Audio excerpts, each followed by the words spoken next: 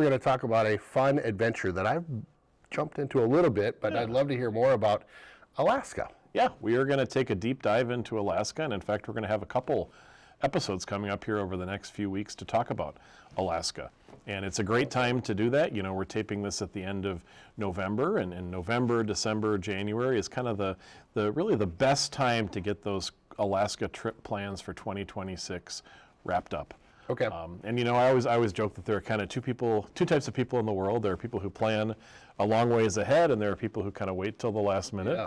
Well, believe it or not, November, December, January is the last minute for planning those summer Alaska trips for the next year. Okay. So we're starting to get to the end of the booking season now, believe it or not. Got it. So just so everybody knows where we're at right now, we're in 24 of November. We are. So we're talking a year. We're talking 25 and even 26. 26. And okay. I bet you by the time this episode gets up, 27 will be on sale. Got it. Already too. Got it. So yeah, so we're going to kind of take Awesome. a deep dive into Alaska and cover a lot of different aspects of it. And it is the most popular cruising destination that our company works on. It is Alaska, and it's amazing to me when I talk to people. I've yet to meet somebody who says, I don't want to go to Alaska.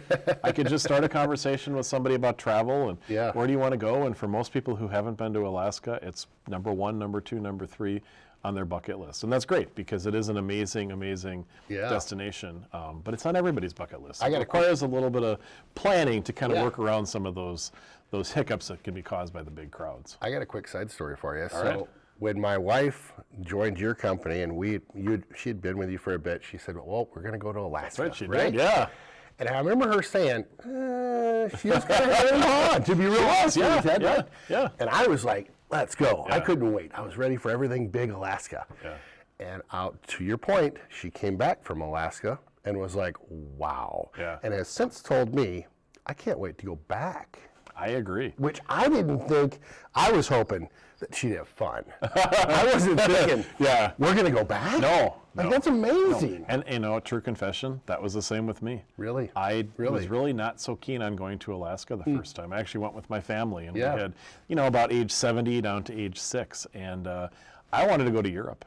And Alaska worked out better, and I'm so glad I did. Yeah. And I've been back about a dozen times since then. And you know, this is the first year I haven't gone to Alaska in a while. Just that things didn't quite work out this year, and I really miss it. It's kind of really one of the top places I love to go. And you don't have to twist my arm very hard to get me to go back. That's awesome. That's awesome. So maybe start off with why Alaska, right? That big question. That's an excellent question, and it varies a little bit by person, but I think there are a couple key reasons why people want to go to Alaska. Sure. And the first one is to see the glaciers. Okay. And glaciers. And Alaska is full of glaciers. And in particular, there are what are called tidewater glaciers. And tidewater glaciers are the glaciers that, they're a regular glacier, but instead of ending somewhere on a mountaintop, they actually make their way down to the ocean. Oh, okay. So tidewater. So if you go to Glacier National Park, the glaciers just end up in the mountains. But in Alaska, the glaciers end in the ocean.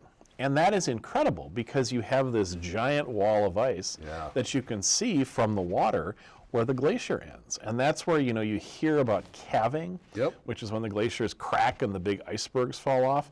So on an Alaskan cruise, you can see those glaciers very, very up close and personal. And so the ship will sail into the area where the glacier is, and it'll get pretty close to the glacier. Yeah.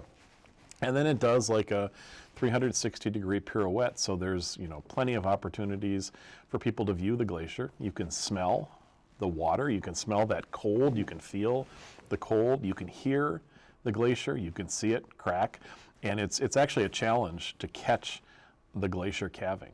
That's because amazing. by the time you hear the thunder, and it sounds like thunder, the glacier has already tumbled into the water. Because the speed of sound is so much slower than your eyes can perceive things. So glaciers are the number one reason to go to Alaska. I got to jump in real quick on the glaciers. Go ahead. I almost felt like it was a scene from Game of Thrones. It kind of does. Where you look at the ice wall, the glacier, and you go, wow. Wow. And they're huge. Just huge. Giant. I had no Hubbard idea. Glacier, which is one of the most scenic glaciers, is several miles wide. Right. And Glacier Bay National Park, which has several glaciers, some of them are quite wide, some of them are quite narrow. And it's interesting too, glaciers have a life cycle. So some glaciers are growing, some glaciers are shrinking. Sure. And one of the neatest stories that I think you can learn in Alaska is the story of why Glacier Bay came to be. Okay. I'm not going to spoil it for people, but 200 years ago there was not a place called Glacier Bay. Yeah, okay. There was just a big glacier there. And so what happened and why is there now a place called Glacier Bay National Park is, I think, one of the most interesting stories of Alaska. Love it. So specifically those glaciers, the number one reason why people go to Makes Alaska. sense. Yeah, and then kind of the flip side of that coin is the rest of the scenery. And you encountered this when you were cruising through the Inside Passage. And the Inside Passage is the stretch of Alaska that kind of starts in Seattle and makes its way up through Vancouver, through British Columbia, and into the southeast panhandle of Alaska. And it's a very narrow waterway that's extremely scenic. And one of the great things about going to Alaska is that most of the travel season is from about May through the end of September. And that's when you might almost have 24 hours of daylight, or at least 24 hours of light. So you can see the scenery throughout the entire day, early in the morning, after dinner, late in the evening. And the ships sail through these scenic passageways as you go from port to port. So the scenery in Southeast Alaska is just breathtaking. Agree, yeah. You know, we're here in the Midwest. It's nothing like anything we have here. But then if you get up into kind of the Alaska mainland, which is Anchorage and Denali National Park, the Kenai Peninsula, Fairbanks, different scenery up there. Big mountains like Mount Denali, formerly Mount McKinley. But the scenery is very different than anything we really have here in the lower 48. And so it's just something that, you know, you're in this majestic, you know, I say it's almost like a spiritual feeling of being in this nature that's just so beautiful and so overwhelming and everywhere. So seeing that scenery is probably the second reason why folks want to go I got to jump in Alaska. again. What blew me away, one of my big takeaways was just, it was almost like fjords. Am I saying that right? Yeah, there are fjords. Where you just have, it's the ocean. And rocks. Here comes the rocks. Yep.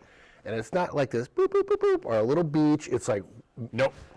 Just dramatic. Yeah, very dramatic, very rocky. Wow. Yeah. Just beautiful. One of the neatest places that's maybe a little underappreciated is actually the city of Skagway. Oh. And Skagway is as far north in the Inside Passage as you can go. Okay. It's where the scenic railroad runs up the pass. It's where the gold rush, the Klondike Gold Rush took place. Okay. But it's also one of the most scenic areas of Alaska. And one of my sort of insider tips to folks is when the ship leaves Skagway, go out on deck and go to the back of the ship and just watch the scenery unfold. And it's just probably one of the most breathtaking views you can have in Alaska. So scenery everywhere. Not an unscenic drop to be seen anywhere. I love the pro tip. Yeah. A great reason to post it, right? Exactly. Where it's like you get these little pro tips from, I got it. Yeah, make sure everybody knows that one before they go. So it's a good, That's awesome. It's a good tip. That's awesome. So then I think the next reason people like to go to Alaska is the nature and the wildlife that you can see.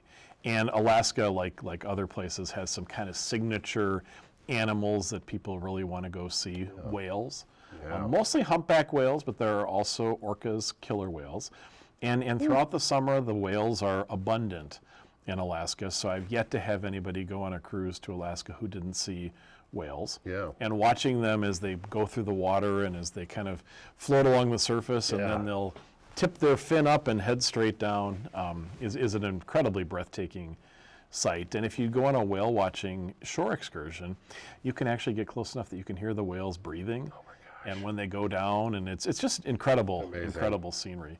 You know, sea otters, which are those cute little animals, and they swim on their back with their hands like this. You know, they kind of look like they're taking a nap in the 20 degree icy water, but you see them from the cruise ships.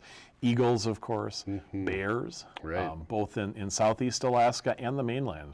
There are bears, and in fact, one of the things that you'll get kind of when you get onto the mainland of Alaska is a briefing about bear safety. Now, the good news is I've yet to have anybody eaten by a bear, but you can have some pretty close bear encounters. And it's really neat to see the bears, and sometimes it's very surprising to see them. So wildlife, the sheep, the Dall sheep, which are the kind of the mountain goats, and then moose as well, are kind of round out the Alaska signature wildlife. I love it. I got a quick moose story. So we were up looking for, is it the salmon that make a run? Salmon make a run in Alaska, yeah. We were up on a stream. We'd kind of gone off the beaten path at one of our stops, and there was a moose droppings and some fur. Oh. That I'm a outdoorsy guy, but I didn't recognize it because I don't run into moose ever outside here, right? Yeah.